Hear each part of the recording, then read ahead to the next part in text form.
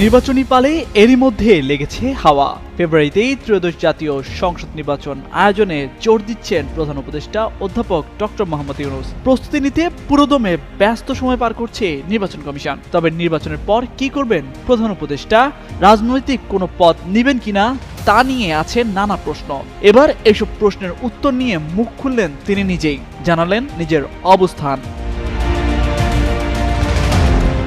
সম্প্রতি যুক্তরাষ্ট্রের ইউহাট ভিত্তিক সংবাদ মাধ্যম ডেসারাট নিউজে লেখা এক নিবন্ধে অন্তর্বর্তী সরকারের প্রধান উপদেষ্টা জানান, সরকারের মূল লক্ষ্য একটি অবাধ, সুষ্ঠু ও শান্তিপূর্ণ নির্বাচনের আয়োজন করা, যেখানে সব দলের জন্য সমান সুযোগ থাকবে। প্রবাসী নাগরিকদের ভোটাধিকার নিশ্চিত করাও তাদের অঙ্গীকার। আগামী বছরের ফেব্রুয়ারিতে নির্বাচন হবে, আর নির্বাচন শেষেই তিনি রাষ্ট্রের সব দায়িত্ব ছেড়ে দেবেন। নির্বাচনে যে সরকার গঠিত হবে সেটির কোনো পদেই থাকবেন না বলে স্পষ্ট করেছেন তিনি।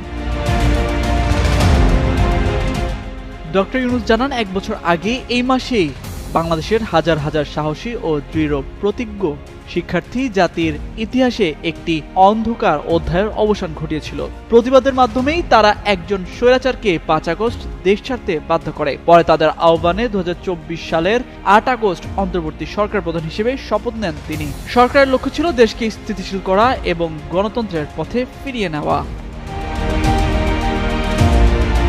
এই আন্দোলন শুরু হয়েছিল একটি সাধারণ দাবি থেকে, সরকারি চাকরিতে ন্যায্যতার নিশ্চয়তা। কিন্তু তার রূপ নেয় বিশ্বের প্রথম জেনারেশন জেড বিপ্লবে। এই বিপ্লব তরুণদের জন্য একটি আদর্শ হয়ে উঠেছে। গণতান্ত্রিক উত্তরণের স্বীকৃতি হিসেবে দ্য ইকোনমিস্ট 2024 সালে বাংলাদেশকে কান্ট্রি অব দ্য ইয়ার ঘোষণা করে। যদিও সরকার তখন ব্যস্ত ছিল অর্থনীতি পুনর্গঠন, নির্বাচন প্রস্তুতি এবং লুট হওয়া সম্পদ পুনরুদ্ধারে, কিন্তু বিশ্ব তখন দেশের অগ্রগতির প্রশংসা করে বলে জানান ডক্টর মোহাম্মদ ইউনূস। বাংলাদেশকে দক্ষিণ ও দক্ষিণ পূর্ব এশিয়ায় আঞ্চলিক স্থিতিশীলতা ও সমৃদ্ধির কেন্দ্রবিন্দু হিসেবে গড়ে তুলতে প্রতিবেশী ও বৈশ্বিক অংশীদারদের সঙ্গে সম্পর্ক জোরদারের কথাও জানান অন্তর্বর্তী সরকারের প্রধান। তামজিদ মির্জা, যুগান্তর নিউজ।